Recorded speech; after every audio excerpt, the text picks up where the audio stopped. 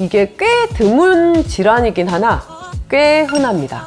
생리를 안 해서 오세요. 고등학교, 대학교까지 안 해서 보통 찾아오십니다. 이 MRKH 증후군 환자는 100% 여성입니다.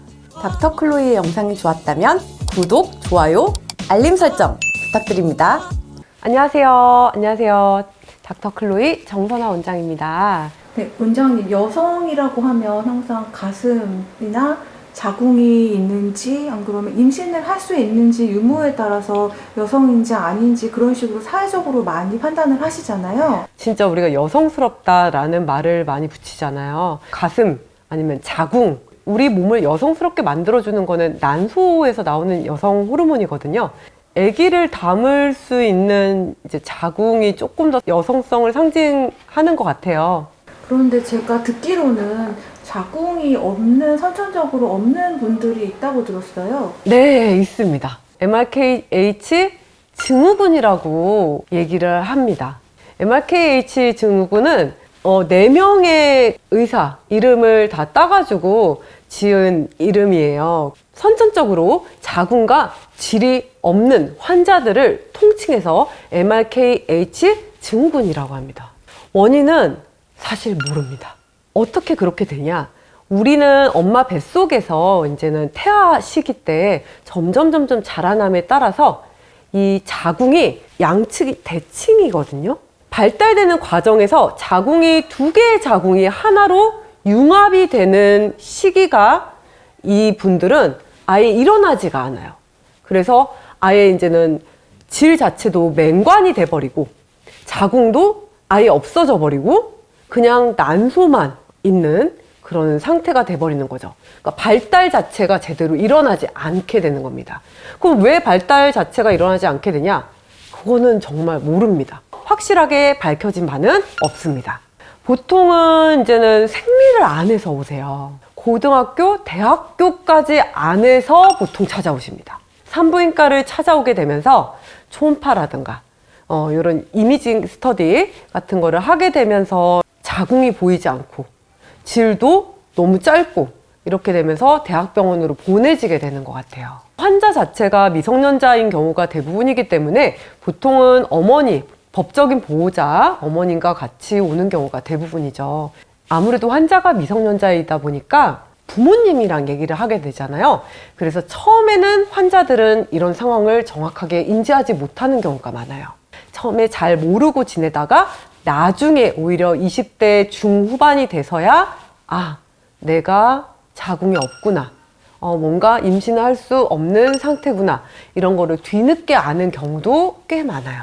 사람마다 또 되게 달라서 질이 정말 짧아서 아예 없는 분들이 계시고 보통 사람의 한 3분의 2 정도 있는 분들도 계세요. 그러다 보니 아예 없는 분들은 아예 성관계가 불가하고 한 3분의 2 정도 되시는 분들은 성관계가 어느 정도 가능하신 분들도 계세요. 어느 정도 질이 발달이 됐냐에 따라서 성생활을 할 수 있냐 없냐가 결정될 수도 있습니다. 질이 짧고 질이 거의 없거나 짧고 자궁이 없는 거는 맞지만 그 범위가 조금 다양하게 있다고 보시는 게 맞을 것 같아요. 이게 꽤 드문 질환이긴 하나 꽤 흔합니다. 5,000명 중에 1명이니까요. 10,000명이 있으면 2명 정도가 MRKH 증후군 환자라고 생각하시면 될 것 같아요.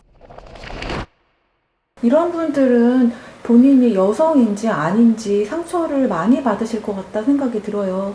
이 MRKH 증후군 환자는 100% 여성입니다. 생식 기능을 나타내는 난소는 정상적으로 기능을 다 하기 때문에 확실한 여성이고, 단 현재 몸으로는 가질 수 없기 때문에 그 부분만 이제 알고 계시면 된다, 이렇게 말씀을 드리죠. 저희 병원에도 벌써 2분 정도 다녀가셨어요. 그래서 꽤 이제는 MRKH 증후군 환자분들이 알게 모르게 우리 사회에 계신다는 거를 조금 알고 계셨으면 좋겠어요. 치료의 첫 번째로는 우선은 성생활이 가능하게 좀 만들어주는 게 중요합니다. 아예 맹관이면 질을 새로 만들어주는, 질 성형술을 하게 되는데요. 대학병원에서 이제 성형외과, 그다음 산부인과, 그 외에 다른 과들이 여러 가지 방법으로 뭐 장을 이용해서 만들기도 하고요. 복막을 이용해서 만들기도 하고요. 그래서 요거는 단순하게 한 과에서 할 수 있는 수술은 아닙니다. 이렇게 질을 만들어 놓으면 그 자체가 또 유착이라든가 협착이 될 수 있어요. 그래서 한 1년 정도는 몰드라고 해서 질 안에다가 그 질을 유지할 수 있게 만들어 놓은 몰드, 그러니까 구조물이라고 하죠. 그런 것들을 계속 좀 유지하고 있어야 되는 좀 불편함 같은 것도 어느 정도 감수하셔야 돼요. 그래서 질 성형술 같은 거를 받음으로써 좀 성생활이 어느 정도 가능하게 한다던가, 한 질이 3분의 2 정도로 이미 남아있는 분들 같은 경우는 몰드를 이용해서 질을 조금씩 더 넓히는 과정을 합니다. 수술 없이요. 그렇게 되면 질을 일부러 풍선을 더 불어서 크게 만드는 것처럼 이제 점점 질을 조금 더 커지게 만드는 거예요. 그렇게 하면 우리가 성생활, 이제는 질식 삽입 섹스를 할 수 있게 이제는 좀 더 만들어주는 거죠. 그런 방법을 할 수 있고, 그 다음에 이제는 어떤 게 문제일까요? 임신이겠죠. 임신이 제일 문제가 되는데, 아기를 품을 수 있는 자궁이 없기 때문에 대리모를 이용해서 그렇게 임신을 하는 수밖에는 없었는데, 작년에 삼성서울병원에서 자궁 이식 수술을 성공시켰습니다. 진짜 대단한 결과예요. 사실은 해부용 시신을 카데바라고 하는데, 카데바에 있는 자궁을 떼어서 살아있는 우리 MRKH 증후군 환자한테 이식을 한 건데요. 다행히 그 자궁이 기능을 좀 해서 생리를 하게 됐어요. 얼마나 이 생리를 한다는 게 위대하고 중요한 일인지, 우리 맨날 생리하면서 진짜 번거롭다, 귀찮다, 생리통하면 너무 싫다 이런 생각 많이 하셨을 텐데, 진짜 이분한테는 정말 감동적인 순간이었을 거예요. 그래서 이렇게 성공을 했죠. 근데 이것도 법적인 또 과정을 거쳐야 되기 때문에 법무부, 그 다음에 산부인과, 그 다음에 이식외과, 여러 가지 과들이 다 붙어가지고 다 그분을 위해서 자궁 이식 수술을 성공을 시켰던 거고요. 하지만 문제는 이 자궁은 한 번밖에 사용하지 못한다는 거예요.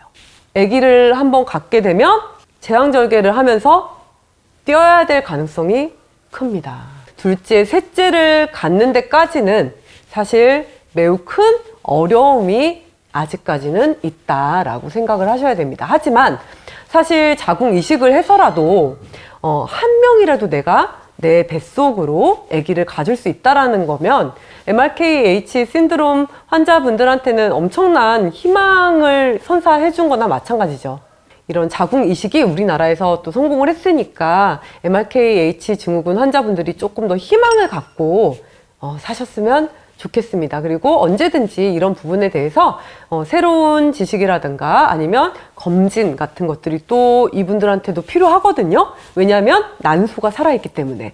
그래서 그 부분에 대해서도 검진이 필요하시면 언제든지 저희 병원으로 내원해 주시면 감사하겠습니다.